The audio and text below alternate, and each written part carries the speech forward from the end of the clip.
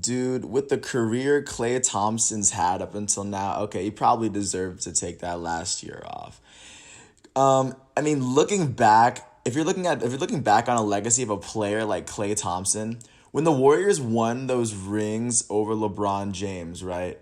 I think the first one they're gonna remember, yeah, Steph and Clay. They're always gonna remember Steph and Clay. But the series where KD won when they went back to back, people are gonna look back to those years as the Steph and KD years, as it was just Steph and KD, when they realized that Steph made them a final contender. KD gave them the edge over LeBron, but Klay Thompson made it simply unfair because Klay Thompson, along with Steph Curry and KD, was one of the three best shooters in the NBA on the of the basketball. But I'll get into that in a bit. How you guys doing? It is July 17, 2020. I'm here in this quarantine. I'm James Sims, and for this episode of The Elite, I was going to do a profile on Klay Thompson, the 30-year-old shooting guard for the Golden State Warriors. Currently stands at 6'6", 215 pounds. Many people are aware that he is the son of former Laker Michael Cooper, who won championships in the 80s. So, of course, Klay Thompson, growing up in LA, gets recruited to go play basketball at Washington State. In the 3 years he plays at Washington State, of course, he puts along a legendary resume to the point where he got his number retired by Washington State very recently.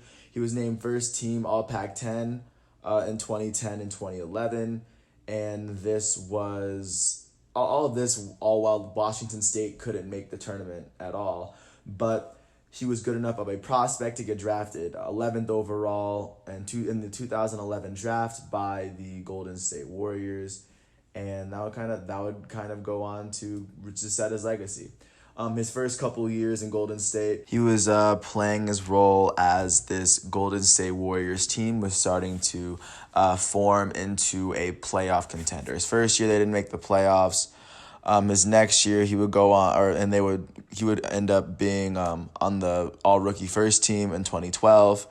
He would go on the next year to jump from 12 points to 16 points, all while shooting 40% from the field. And every single year he's been in the league, which is a flex that I didn't even get to mention. Just with every season I will go on, I will start it off by saying he's shot 40% from the field every single year he's been in the league, and after his rookie year, he's averaged at least 6 attempted threes a game, and he still shot 40% from three. That stat alone should cement him as one of the elites. That year, the Warriors would go on to beat the Nuggets in the first round in 6 and lose to the Spurs in the second round. But by then, the Warriors were establishing themselves as a young and up-and-coming team with Klay Thompson and Steph Curry kind of leading the way. They were slowly but surely creeping up on the rest.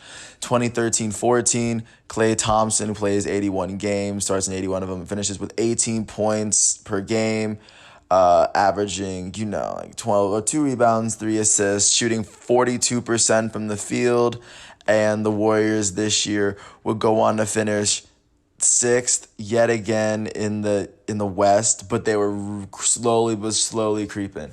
They lost in the first round to the Clippers in 7 games, and that was the year that Steph Curry got snubbed for the All-Star game. And then after that, the Warriors went off, and Steph Curry and Klay Thompson both.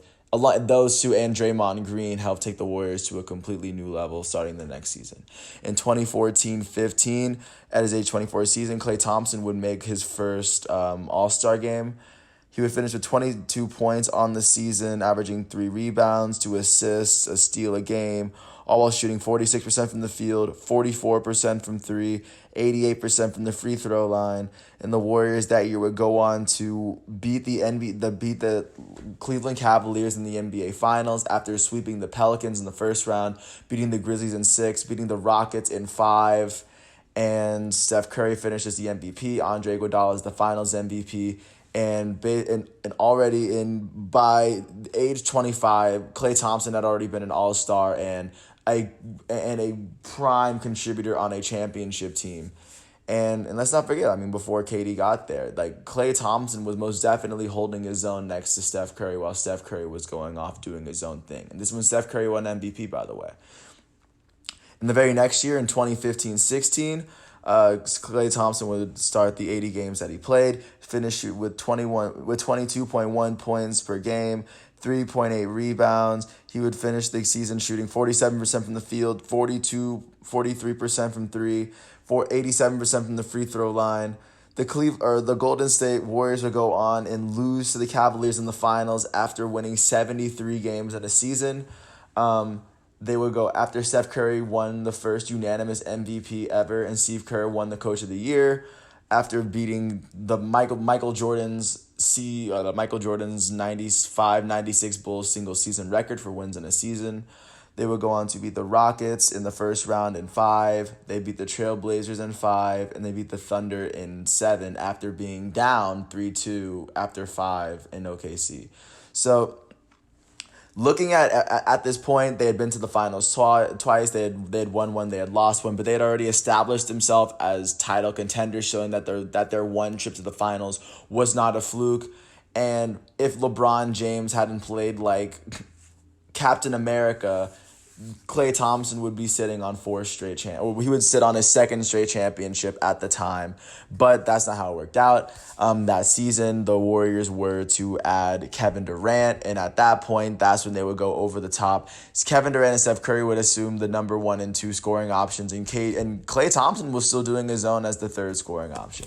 Going into the very next season, going into 2016-17, Klay Thompson would start the 78 games he played in. He would average 22.3 points per game, the most points he'd averaged in a season up until then, or in his career up until now, Averaging 3 rebounds, 2 assists, shooting 46% from the field, 41% from 3, shooting 85% from the free throw line, kind of guesstimating that one.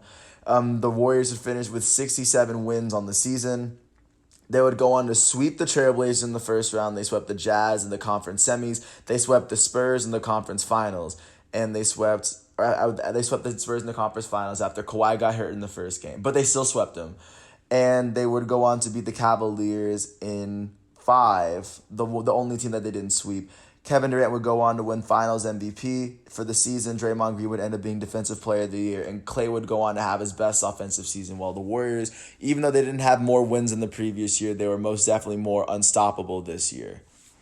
Going into the next year, going into 2017-18, Klay would start the 73 games he played for the Warriors. He averaged 20 points a game, 3 rebounds, 2.5 assists, shooting 48% from the field, his highest percentage from the field in his career.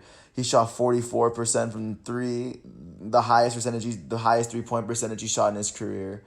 He shot 83% from the line. He was shooting his most efficiently while getting less shots up because, of course, KD and Steph were balling that year. The Warriors would have finished second in the West, but they would end up beating the Spurs in the first round, the Pelicans in the second round, they beat the Rockets in the conference finals to sweep the Cavs in the finals for back-to-back championships. Kevin Durant won back-to-back finals MVPs. Klay Thompson at this time is now sitting on 4 All-Stars and 3 championships in those 4 years. That's a flex that not many people in the NBA have. They were all-stars every single year that they made the championship. And in 2018-19, his most recent season, he would go on to play 78 games, starting 78 games. He would go on to average 21 points per game that season, 3 rebounds, 2 assists, the usual, shooting 47% from the field, 40% from 3 for the 8th year in a row, by the way. He shot 40% from 3. Most of the NBA's elite 3-point shooters, at best, shoot about 36-37%. Klay Thompson was able to maintain a 40% 3-point percentage throughout his entire career. He shoots 42% from the 3-point line for his career, and that's insane. But I digress. That year, the Golden State Warriors would go on to finish first in the West, where they would go on to lose to the Raptors in the NBA Finals 4-2, and Klay Thompson would end up getting hurt in the playoffs. And after that, Klay Thompson would not go on to play this upcoming season, and the Warriors were the worst team. I think they finished with the worst record in the West as a result, and Steph Curry didn't play, and KD was gone, and Draymond Green didn't play at all, and they were trying to build around They're trying to play their young rookie core, but it wasn't as good as they thought it would be. But that's all to say that when Steph Curry and Klay Thompson come back, I wouldn't be surprised if Klay Thompson comes back, returns to his elite form. Because if you're looking at what Klay Thompson, if you're looking at Klay Thompson right now as of July 17th, 2020, he is a 30-year-old shooting guard who has submitted with his 8 consecutive seasons of shooting 40% from the 3-point line or better, has a legitimate case for the best and most consistent 3-point and the most efficient 3-point shooter of all time. He already has 3 championships to his name. He was a part of a dynasty, a big part of that dynasty. When people remember the Warriors dynasty, people will not forget Klay Thompson. They'll forget Draymond Green before they forget Klay Thompson. But he was a 3-point contest champion. He was named to the all-defensive second team 2019, the last year that he played. He was recognized as one of the league's best two-way players. He's been named to the NBA all-third team twice, despite never scoring more than 23 points per game in a season. I'll add all that to the fact that he's probably one of the best players to ever play at Washington State. To me, I think he has the resume of an elite basketball player. I don't know if he's going to be a first ballot Hall of Famer, but I will be there. I'll be very proud the day that they let Klay Thompson in the Hall. Klay Thompson most definitely deserved it. He played a really, really, really big part. I would say his role was almost as big as Steph's on every single championship that they played together. And I'm going to vouch for Klay Thompson. If people right now don't believe that Klay Thompson is elite, I will stick up for Klay Thompson right now. If you're asking me, do I think he's going to be elite this season? I wouldn't be surprised if he was.